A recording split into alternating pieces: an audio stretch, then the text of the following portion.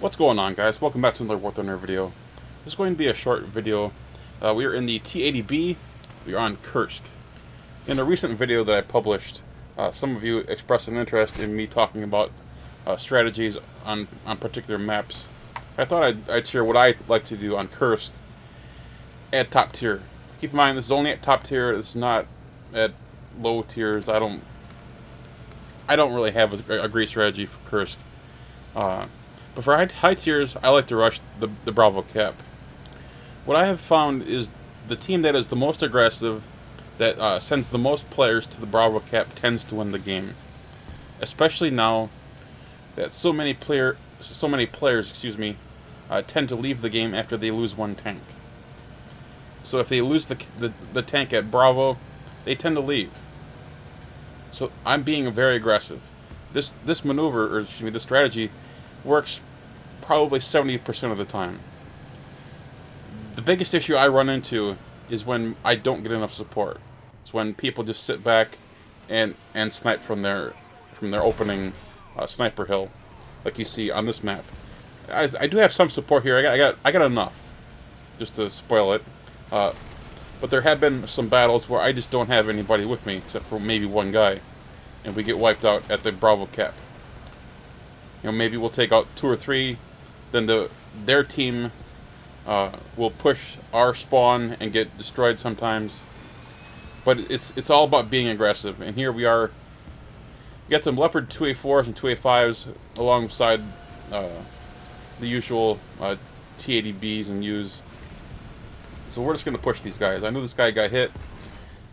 Take out his loader. He fired, so I'm not really a threat, or excuse me, he isn't really a threat, or he isn't alone. Finish off his cannon breach, and just continue on. Now, this kind of confused me because this guy popped smoke, and here in just a second I'm going to get a crit. Somehow I managed to set someone on fire. So did that shot go through the one tank and into another and set him ablaze? You see in the upper right hand corner I got fuel tank horizontal, and there he burned down. An M1A1. I don't know how that happened. Here's another tank. Take out his loader and commander, horizontal. We're just trying to stay aggressive, but not stupid and overexpose ourselves. There we go. Finish him off. Now another M1A1 for a quick double strike. It's 3 quick kills and an assist. And in just a few seconds, we'll have Bravo capped and under our control. Now, do we wait? Just a little bit, because truth be told, a lot of players tend to come up just to outside the edge of the cap circle. They aren't willing to fully commit, and so I'm waiting to see how many of their players are on that edge of the cap circle, and are just waiting to come in. One of the problems of this cap circle area is that you just can't see anything because of how many bushes and little trees that there are. Go back on YouTube and look for Kursk videos from like 2 years ago. It looks completely different. There are very few buildings, there are very few bushes, there are very few trees. It's a very different looking map. I didn't see that XM1, so I waited, and thankfully this other guy behind me saw him peek around the corner, and there's another vehicle. Is he alive or dead? Once I see that he starts moving, that's when I push him. Again, stay aggressive, take out his gunner. Once I see that it is in fact his gunner that's out, I push out again, shoot him in the lower front plate, as it's just an XM1. Those are pretty easy to kill. Now credit to him, because if memory serves, he died in an Abrams first, and then he respawned in his XM1, so he wasn't one of those first and out kind of guys. And look at this. The cavalry has arrived. We have a battle. What is that? A battle rating 1.0 Italian boy. You know you're confident when you bring out a 1.0 battle rating tank in a 10.0 battle. You know the Germans and Russians are going to carry your ass if you're bringing that thing out. Meanwhile, I'm kind of disappointed in this guy that's over at A. I want him to push up now. I'm looking out for him. I'm scouting, because there's almost always someone on a ridgeline near A. And so I spend probably 2.5 minutes in binoculars here just scouting, and I don't see anything. So he does, thankfully, push up. He caps Alpha, and then we decide to push on. Now, where do we push? The spawn, of course. Well, technically, it's the ridge that's outside the spawn.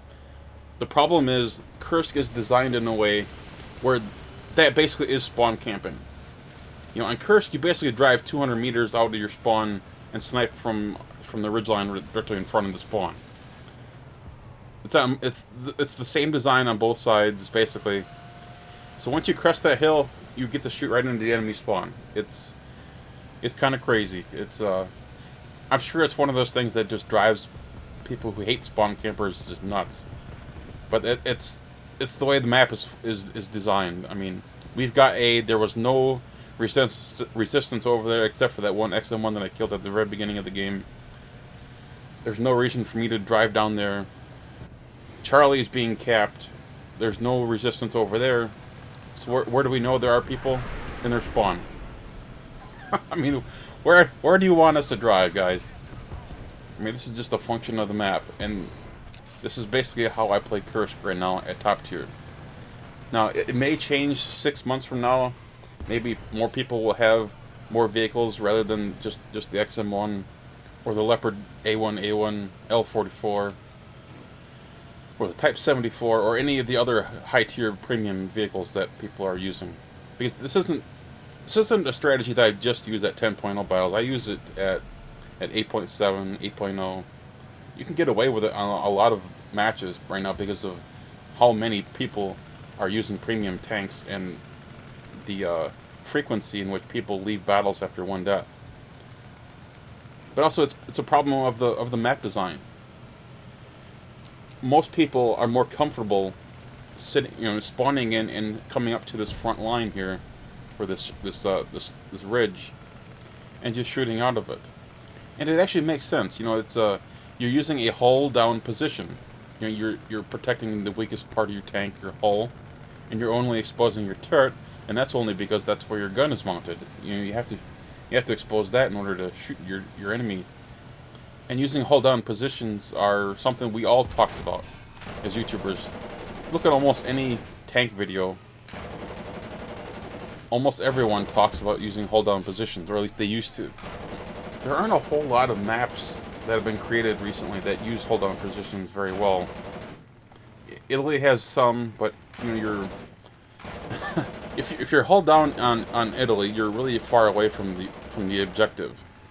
You know, your objectives, the caps, are all in the city.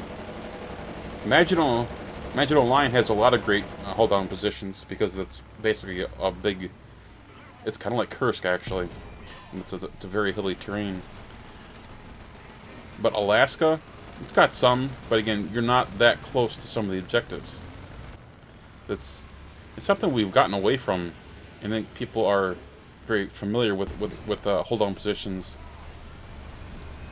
But at top tier, I think the best strategy right now, anyway, is to be really aggressive, as long as you have numbers. I mentioned that this strategy does tend to work.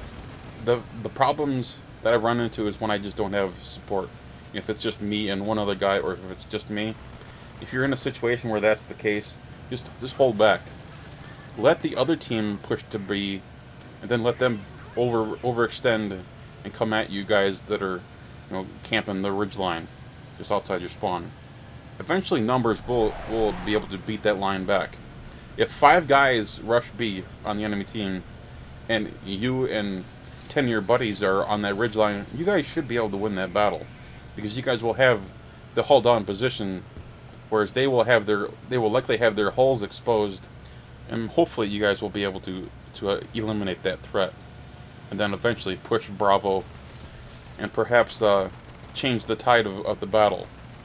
Maybe push their line, and then extend out towards either Charlie or Alpha, and get a second cap just to help things out. Now this guy, I don't know why he kept spawning. I think it was a case of,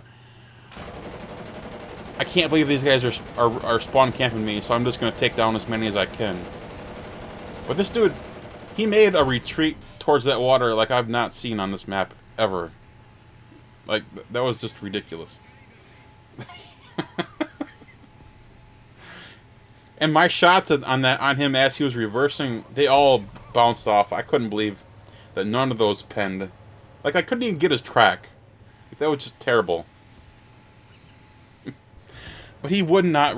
He just would not give up.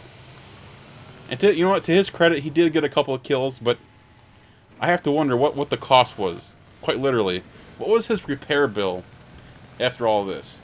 After all, the Abrams repair bill, if memory serves, is still rather high. It's still based on the old Abrams win rate. What's the Abrams win rate today compared to 6 months ago? You know, before the Leopard 2A5 was introduced. Before the 280, excuse me, the T-80U was introduced. Because right now, I bet the Leopard, excuse me, I bet the Abrams is pretty expensive to be repairing. And he's basically just throwing away multiple Abrams. He used the M1 as well as the IP. Now he's just bringing out the M247. And for what? For 2 or 3 kills and like 5 deaths? 4 kills, 1 assist, and 5 deaths. I don't know. It doesn't seem like it's worth it. I remember seeing a screenshot from someone who was playing French. You know, the Lorraine and all those tanks at that BR. He died like 4 times. He had like he lost like 50,000 silver lions because of the repair bills. It's nuts. Anyway, that's the way I play Kursk currently at top tier. It tends to work more often than not. Let me know in the comments section what kind of tactics you like to use on Kursk. I'm always open to new suggestions. Anyway, guys, I hope you all enjoyed today's video. If you did, click that thumbs up button. And of course, if you're new to the channel, please subscribe. Take care, guys.